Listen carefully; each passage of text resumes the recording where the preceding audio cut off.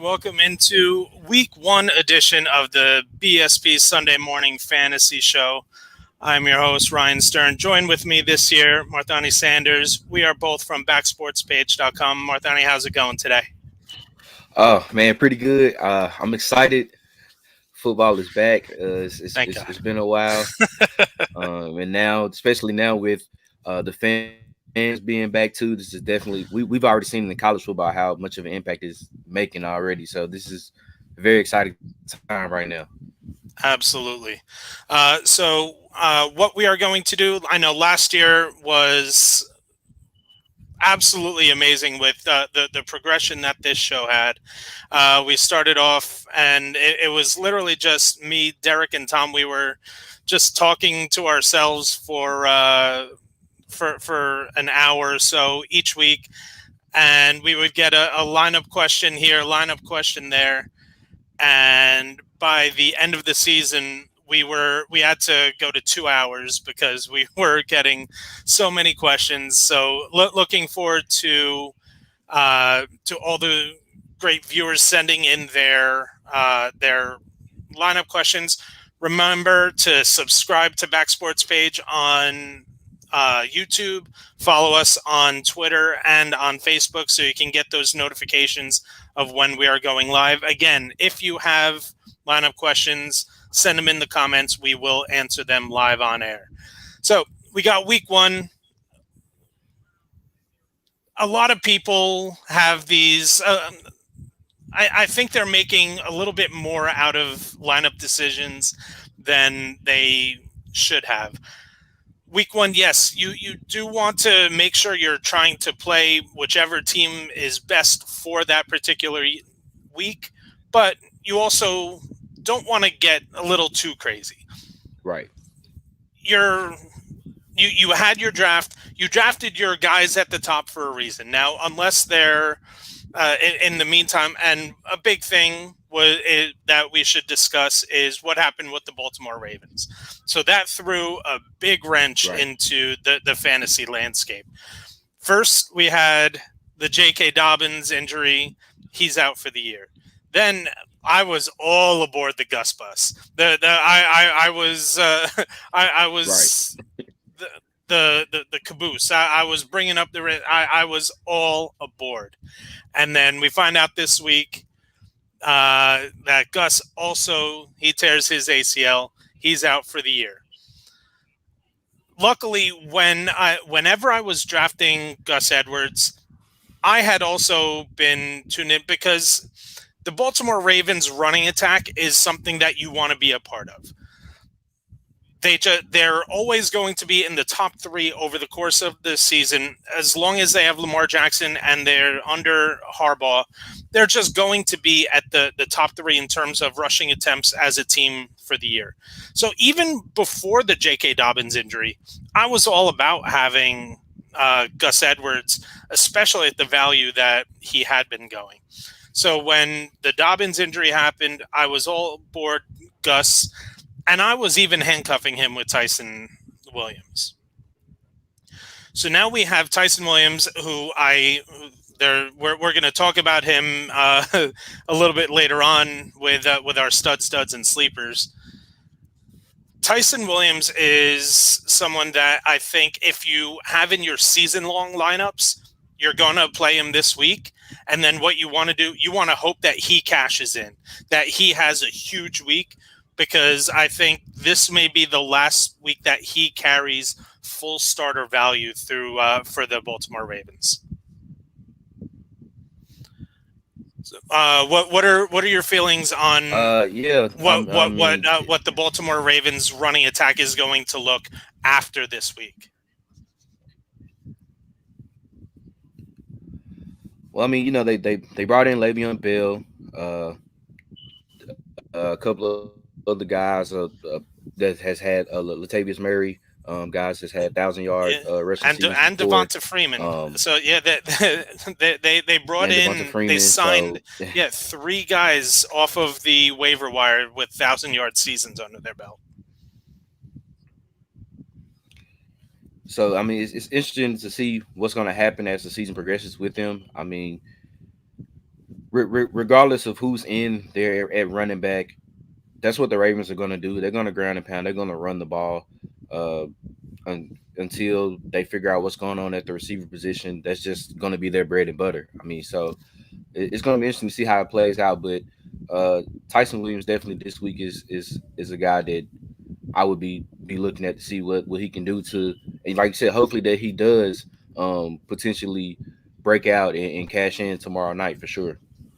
Yeah, and so one of the reasons why I was saying that I may look to move him if he has a big week. Now, I know you want to say, why would you want to move somebody? Because I think after this week, we're going to start to see guys like Latavius Murray, especially Latavius Murray.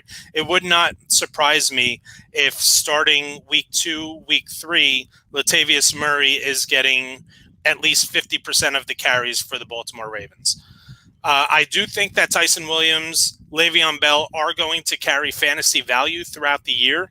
I just don't think they're going to carry enough value to be warranted as a play outside of an emergency flex.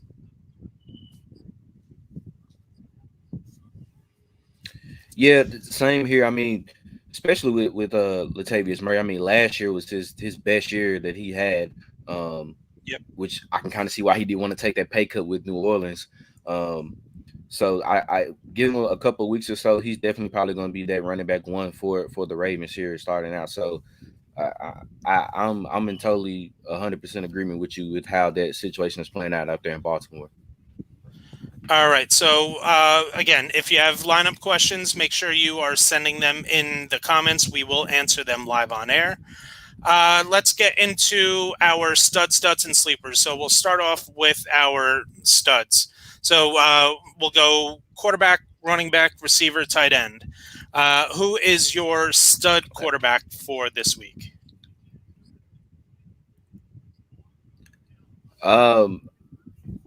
My one of my studs quarterback that I'm looking at, Ryan Tannehill, going up against Arizona. Obviously, Patrick Peterson's not there in Arizona anymore.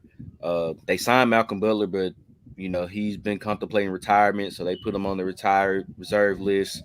That secondary, maybe outside of Buda Baker, is kind of pretty young, unproven. And I mean, the weapons that Tannehill has was with AJ Brown, Julio Jones. I think that he could possibly have a big day today out there in Nashville. Yeah, I love Tannehill. Tannehill is, especially in DFS, he's going to be a little less than those top guys like the Mahomes, the Murray, the Josh Allen. On DraftKings, he's 6,500. On FanDuel, he's 7,700. And Arizona, I think this has the makings of one of those 31-27 shootout type games. Yeah. And it's going to be one of those games that you're going to want pieces of throughout. I love Tannehill. Another one of my studs, and I'm sorry to say this, it's going to be for me Jalen Hurts. That Atlanta secondary. In fact, both secondaries. This is another one very similar to Arizona, Tennessee, that I can see being up there in the mid to high 50s in terms of totals. It's one of my favorite. I was able to get in yesterday at over 48. How this game was only at 48 on DraftKings as of yesterday. I hammered the over in terms of that. I have it as a standalone, and I also do have it as part of my parlay. But Jalen Hurts, he has such a safe floor in terms of his rushing attack. He gets a new weapon with Devonta Smith. Jalen Reagor, who a lot of people were down on after his rookie year, really did have a good training camp. And then you have the two-headed attack at tight end, where I know a lot of people were expecting Dallas Goedert to emerge out of this group. He hasn't. Zach Ertz is still there. and they do offer really good safety blankets for Jalen Hurts. And again, a lot of it is because of the rushing, the rushing ability that we saw. I think the Falcons actually allowed the most rushing yards to quarterbacks last year as Yeah, on a per game most basis. yeah most rushing yards for a quarterback and the third most rushing touchdowns from Yeah. quarterbacks. So I mean, Jalen Hurts is pretty much a slam dunk to start the day. If you're not starting him, I don't see why wouldn't you. Yep. All right. Who do you got as your stud running back of the week? My stud running back of the week, I'm going to go with James Robinson. Okay. Yeah. Down there in Jacksonville, Love it. just um first game of the year, and who do you get? You get the Houston Texans, and we know how much of a mess it is down there in Houston. Um, they gave up the most fantasy points last year to running backs anyway. They were at the bottom and giving up in the run as well. I think 29th in the league. We know how much James Robinson broke out last year, even though Jacksonville struggled for most of the season outside of week one. But I have him as my stud this week. Back there, especially now since there's no Travis Etienne. Yep. He doesn't really have to worry about sharing anything. He's going to be the main guy that's going to be in the backfield there with Trevor Lawrence. Yeah, Carlos Hyde is there, and he does offer a little bit more than they had last year in terms of someone behind James Robinson.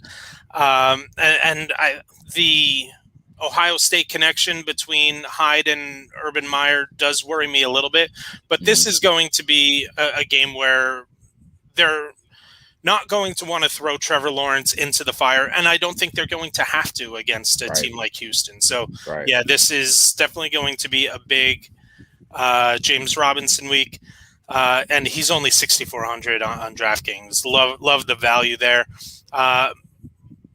My favorite start of the week is Raheem Mostert, and it even got better this morning. Raheem Mostert's only 5,800. He gets to take on the Detroit Lions, and if there's anyone as bad as the Houston Texans in terms of giving up points to the run back, it's the Detroit Lions. And Trey Sermon is inactive for week one.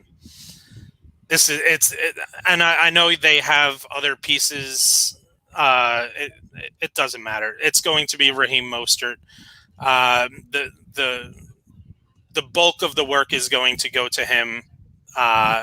He was one of my favorite players to draft because of the value. I think too many people were expecting Trey Sermon to get the job early on in the season. I just didn't see it happening. I'm riding Raheem Mostert this week. And who you got at wide receiver? Wide receiver, I'm going with Robbie Anderson. I mean, revenge game going up against the Jets here. Him and Sam Darnold.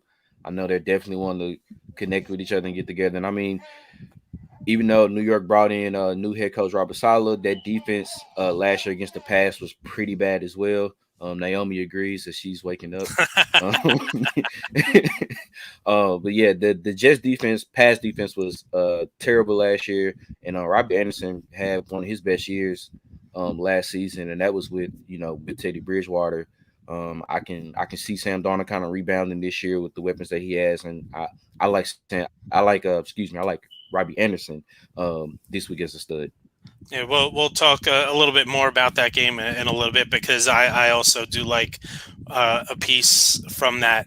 My stud of the week is going to be Julio Jones.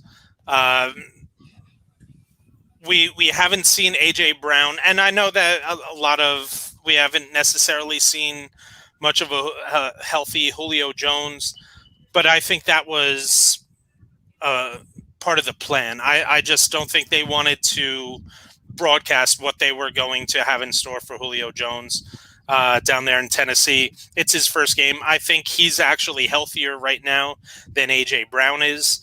And it'll be interesting to see how defenses will attack these two guys. Who are they going to view as the wide receiver one? Is it going to be Brown? Is it going to be Julio? I think defenses are going to view A.J. Brown as the number one, which is going to leave Julio Jones with better matchups.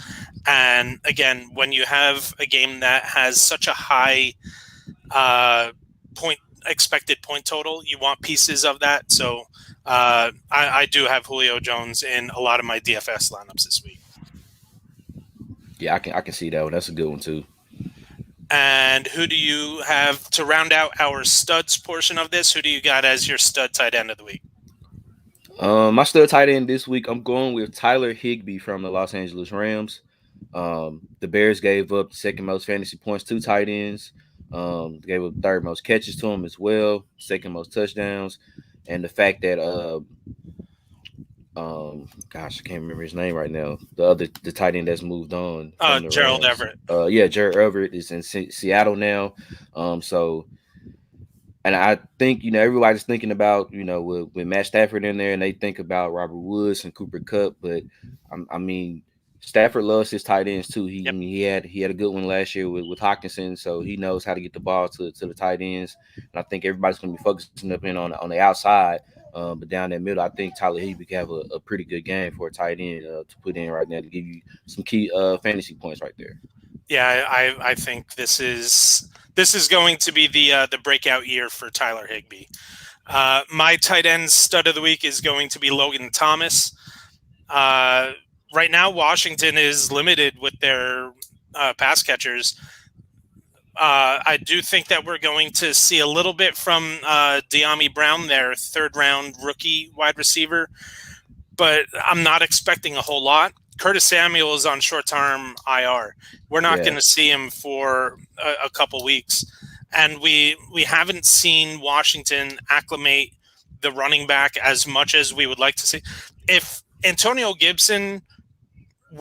you told me Antonio Gibson were guaranteed 50 receptions in a year, which is pretty good, but it's not extravagant, especially in the 17-game season. If you told me Antonio Gibson was going to get 50 receptions in a year, he would be in my top 8.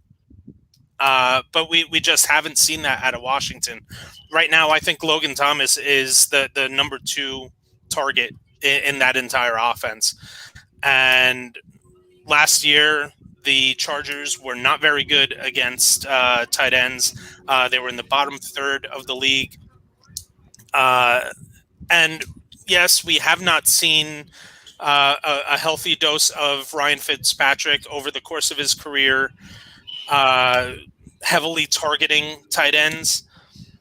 But we also haven't seen where a tight end is going to be that necessary in a lot of his offenses, which I do think it will be this week. So I do like Logan Thomas there. All right, so now we are going to move on to our duds. Guys that we're going to maybe where we have to put them in our season-long lineups because of where we drafted them, but DFS we're going to hold off on. So who do you have as a dud quarterback for this week? My dud this week at quarterback, I'm going to stay in that same game between the Chargers and Washington, and it's Justin Herbert. I mean, I know depending on how your draft might have went, you might have been stuck with having to draft him depending on how guys reach for quarterbacks in the draft, and you might have to play him, but I mean, that Washington defense, we all know is legit. Only gave up I think where they were in the top 10 with the fewest fantasy points allowed to quarterback. Yep. We know how good that defense, that front four is. It's just I think it's just a very tough matchup this week for Justin Herbert. Now maybe later on, I would definitely probably play him, but this week against Washington, I'm kind of counting him as a dud right now. Yeah, Herbert was going to be mine as well. But if we're looking at strictly for DFS, obviously, if you drafted him, you're playing him, and that's Josh Allen. Josh Allen has one of the highest floors because of A, his rushing ability, and B, I think they are going to lean on the passing game this year. But they are going against Pittsburgh. Yes, yeah. I do know they're at home. and Pittsburgh isn't necessarily, I think, as dominant a defense this year as they were last year, but they're still pretty damn good. So again, if you're in season long, you're starting Josh Allen. There's no ifs, ands, or buts. Right. But in DFS, especially in cash games, I'm going nowhere near Josh Allen this week. Who do you got at running back? Running back, my dud. I'm going with DeAndre Swift. Going up against the 49ers, who were still pretty good against the run last year, even though they lost a lot of defensive pieces. Everybody. Which, yeah, I mean, that could be a whole nother show on how many people they lost last year that they're getting back. And the fact that I know that he hadn't really been healthy much this offseason and in the preseason as well. It's just not a good matchup right now for DeAndre Swift. I know he's probably their best option to catch out of the backfield for Detroit and to give you all those maybe subtle fantasy points, but as a starter or to play him in, even as a flex, that's pretty risky. I would probably stay away from DeAndre Swift this week. Yeah, I'm staying away from Swift. I think this could sneaky be a nice little start for Jamal Williams. I think, especially in DFS, a lot of people are going to be scared off by the fact that Swift is going to be playing, that they're playing San Francisco.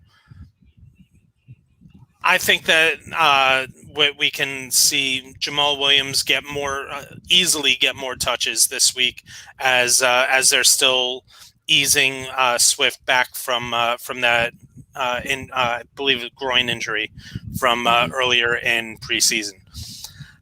This one's going to pain me a little bit. My dud for the week is Saquon Barkley. He is cleared, and again, he will be playing if you're in season long, unless you went RB for your first 3 picks. You're most likely forced into playing Saquon Barkley week 1 if he's active. DFS, I'm staying away. It would not surprise me if we see anywhere between 10 to 14 touches from Barkley. Now, Barkley is talented that he can make 10 to 14 touches into an RB1 week. But this is one of the better defenses in the league with Denver. And I think we end up seeing a lot more of Devonta Booker this week than we were hoping for. But I think we're going to see a little bit of an easing in process, very similar to DeAndre Swift up there in Detroit. All right, dud wide receiver of the week. Man, it's a couple of them that I saw, I mean, man, I hate to say this because he's really such a great receiver, but just because of the matchup that he had this week, I'm definitely gonna have to stay away from Allen Robinson. Yep. Going up against Jalen Ramsey, and let's just be honest, Chicago's offensive line is terrible. Probably regardless of who's the quarterback is right now, whether it's end up being Justin Fields or if it stays with Andy Dalton. I don't know who's going to slow down Aaron Donald. So I think it's just going to be a long night right there for Allen Robinson this week against the Rams. I'll probably stay away from him right now too. Yeah, I think there were a lot of people that were surprised at how early in the process the Chicago Bears named Andy Dalton the starting quarterback for week 1. To me, it wasn't that much of a surprise because I saw who they were playing week 1. If I'm Nagy, I don't want to throw Justin Fields right into the fire of the Los Angeles Rams defense. I'm going to sacrifice Andy Dalton while I can. And then maybe we see week 2, we start to see the transition. That would not surprise me. This could be a tough opening week for Allen Robinson as well. So my week 1 dud of the week is going to be Odell Beckham Jr. Again, this is very similar to what we were talking about uh, with Swift, with Barkley. Odell Beckham Jr. has been, we have not seen him on the field for much of training camp. We didn't see him at all throughout the preseason. I'm staying away, even in season long. To me, there are enough deeper targets that are available at the wide receiver position that I'm comfortable with instead of Odell Beckham Jr. I'm completely fading him. And last year, the Kansas City Chiefs were second in the league in terms of giving up points to the wide receiver. So that's where I'm looking to avoid this week. Yeah, that's a pretty tough matchup. I'm staying away from Odell as well. All right. Finally, the your tight end dud of the week. My tight end dud of the week. And I know you can't say all of them because yes, all they're aside from the top couple, they're all Yeah, duds. they're all pretty much kind of duds. But I'm going with Mike Gesicki from the Dolphins. Boy, we are on the same page. Man, like last year, obviously, so many people, players from that Patriots defense opted out, and there were some injuries there. But now they're getting all these guys back, and I mean, even so, like even with last year, the guys that they had missing, the Patriots didn't give up that many touchdowns to tight ends either. I think it was only 3 touchdowns all season they gave up to tight ends, and kind of like how we talked about with Tennessee and Arizona and Philadelphia, Atlanta, how that's going to be like high scoring. I think that New England Miami game is going to be more your low scoring type of game just because of those two defenses there. I'm not sure if I would take a lot of points in that game, so I'm definitely gonna dud Mike Gesicki. So I'm gonna dud Noah Fant this week. The Giants went from one of the worst teams against the tight end position in 18 and 19 to actually one of the top 10 in the NFL last year. They made some improvements at linebacker this year, and they also now have 3 safety packages that they can throw at defenses where all 3 safeties are capable of covering. You have Jabril Peppers, you have Logan Ryan, and you got Xavier McKinney. All 3 are capable of covering a tight end. And then Blake Martinez, who in Green Bay was a liability in the pass game. We saw him make a lot of really good plays last year, and especially I saw him make 2 outstanding plays in preseason this year. I do think that this can be, and the Broncos now have a healthy wide receiver core. They've got Cortland Sutton. They've got Jerry Jeudy. They're all ready to go. They got Tim Patrick. This is, they're not going to need to force feed Noah Fant anymore. So, and it's a tougher matchup. So that's where I'm going. All right, sleeper time. Again, if you have questions about your fantasy football lineup, send them in to us. We will answer them live on air. All right, time for sleepers. Who you got at quarterback? Okay, quarterback. I don't know if I would call him much of a sleeper. But again, this is just kind of pretty much maybe just off of his matchup and who he has. But I'm going with the rookie. I'm going with Trevor Lawrence as a sleeper. The offensive line, all 5 starters returning. So that's a start there. Like we already mentioned about James Robinson, DJ Shark, Laviska Shenault, the weapons that he has there. And just once again, just going against Houston. I mean, the defense is abysmal. Um, like I said, maybe not like a high end QB1, but definitely like maybe low end QB1. Or if you have a league where maybe you play 2 QBs, and one your QB1 is kind of strong, but you don't have much outside of Trevor Lawrence, then I guess you throw him in there if you play a 2 QB league. Yeah, and I know earlier you had said that your stud wide receiver of the week was Robbie Anderson. My sleeper quarterback of the week is Sam Darnold.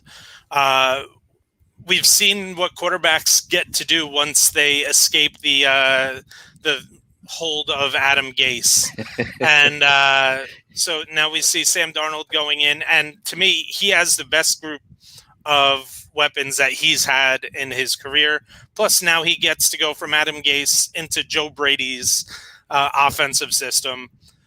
He's got not only at wide receiver where he has DJ Moore, he's got Robbie Anderson, he's got rookie Terrace Marshall, who I think is going to, by the end of the year, potentially be one of the better rookie wide receivers in terms of fantasy.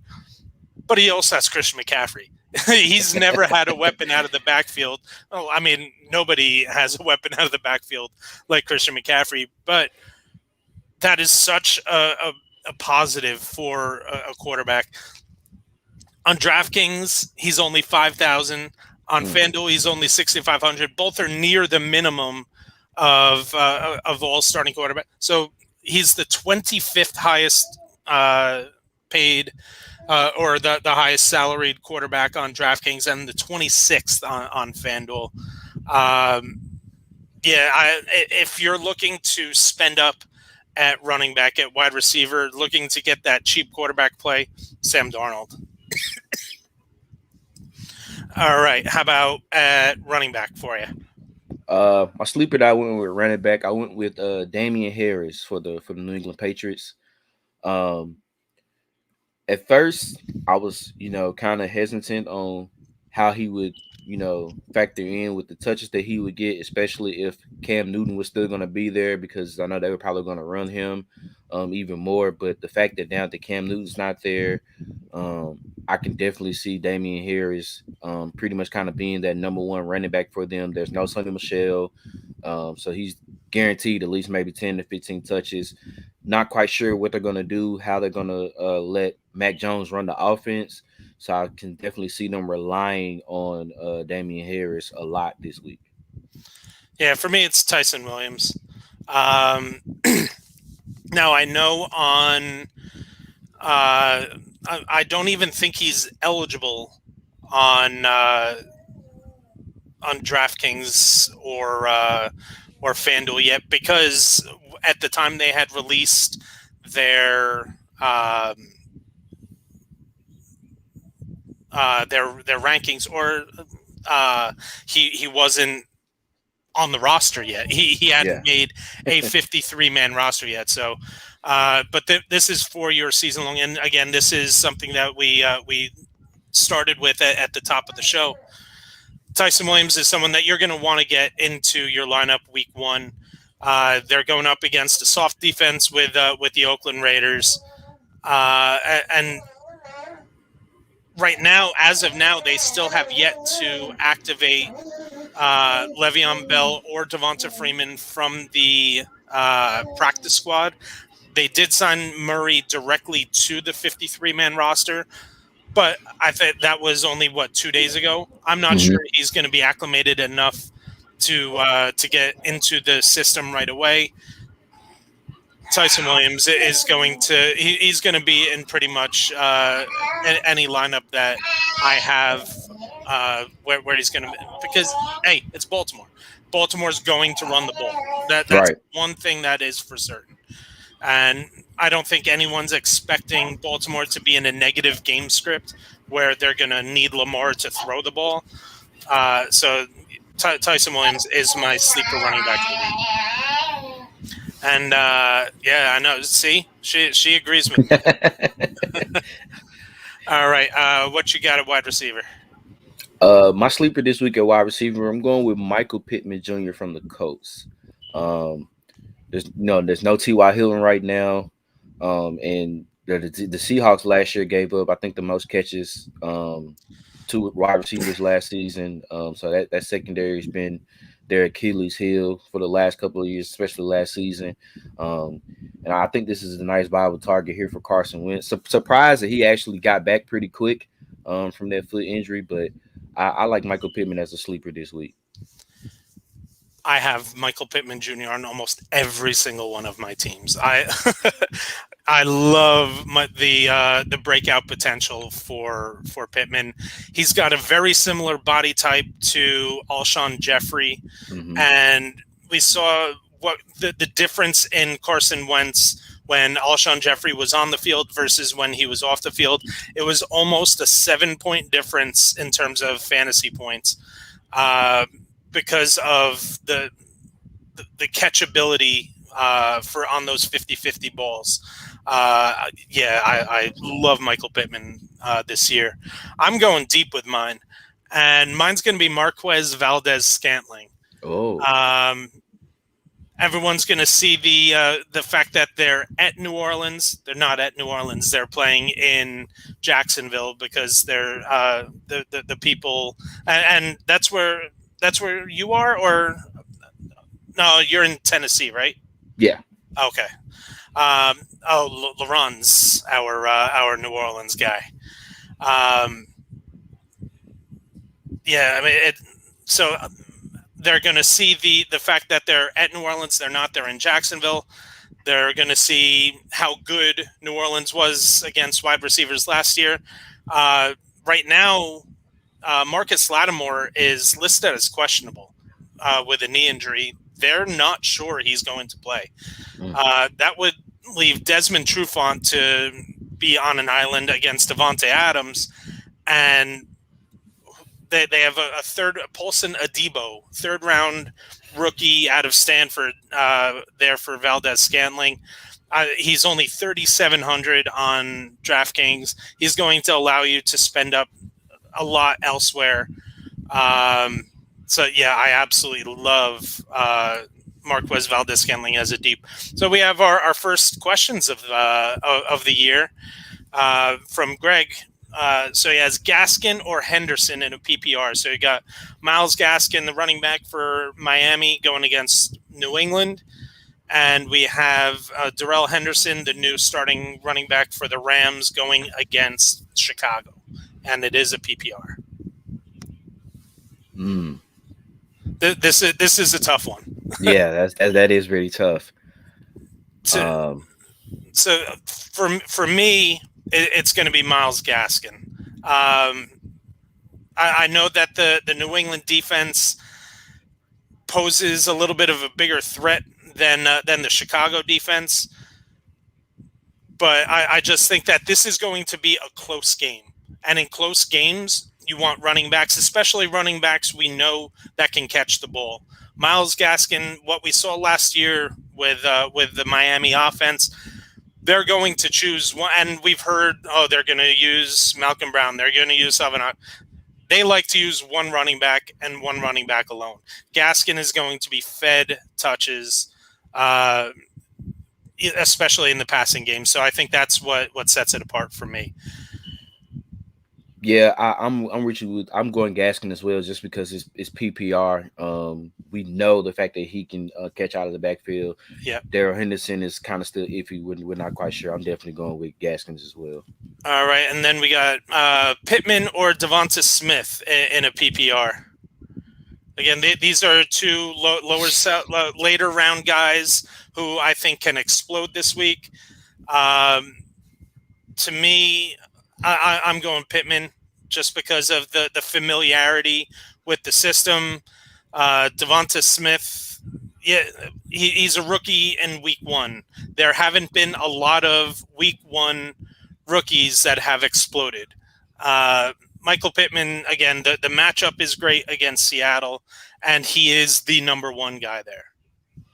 Yeah, I mean, both guys got pretty good matchups here. I don't think you can go wrong with either one. Pittman, I think, has the higher floor. Yeah, I like Pittman more too, just because we know that he is going to be the number one target at wide receiver for the Colts. And like we just got done talking about him. Yep. As far as a sleeper and how much he can be productive out there. And like you said, it's Devonta Smith, rookie week one. We're not quite sure what could possibly happen. So I'm definitely will lean more towards Pittman in the PPR. All right. Then we have two flex spots to fill full PPR. Brandon Ayuk, Corey Davis, Allen Robinson, Tyson Williams, Jamar Chase. All right. So to me, there's one that I can easily remove, and that's Jamar Chase. Right. Yeah. Jamar Chase, he doesn't know that apparently it's new to him that the NFL football is different than the college football. Jamar Chase, especially, he could very well be the third wide receiver early on in that Cincy, and they have Minnesota. So he's off my list, and as much as it pains me because Allen Robinson was probably the highest drafted of all of these. Mm-hmm. Jalen Ramsey. Jalen Ramsey, and especially when I really do like the matchups for Ayuk, Davis, and Tyson Williams. So for me, it's going to actually be Tyson Williams and Corey Davis. I think Tyson Williams, we're going to see guaranteed touches in the running game with Baltimore. Corey Davis, I can see being hammered with 8 to 10 targets in a game against Carolina. Brandon Ayuk, this could easily be a game where the 49ers run the ball 62% of the time. Yeah. I'm right there with you. I'm scratching off Chase and Robinson just because of just the matchups and what they're going through. I want to go Ayuk, but I think this is going to be a Raheem Mostert game. This is going to be one of those games where they just hand the ball off and they just pound Detroit. So I think that'll kind of be a waste. I'm definitely with you with Tyson Williams and Corey Davis just because of this could be also another game where maybe we see the 49ers stretch a lead early so much that maybe they start to incorporate a little bit of the Trey Lance packages. Because he is active today. Yeah, he is active. They said that he was throwing the ball with no issues at practice Thursday and Friday. So good luck to everybody in their week 1 lineups. It is just about 1:00 here on the East Coast. Enjoy week 1. Marthony, thanks for joining me. We will do this again next week. Again, make sure you're following us on Twitter. I am rstern33. Marthony is IM_M_Sanders_. Backsportspage.com. Check everything going up there, including all the great Falcons content from Marthony. On social media at Backsports Page everywhere you go, and subscribe over on YouTube. So click that bell. You know when we're going live every Sunday morning for your fantasy information. Marthony, thanks again. We'll see you next week, bud. Yes, sir.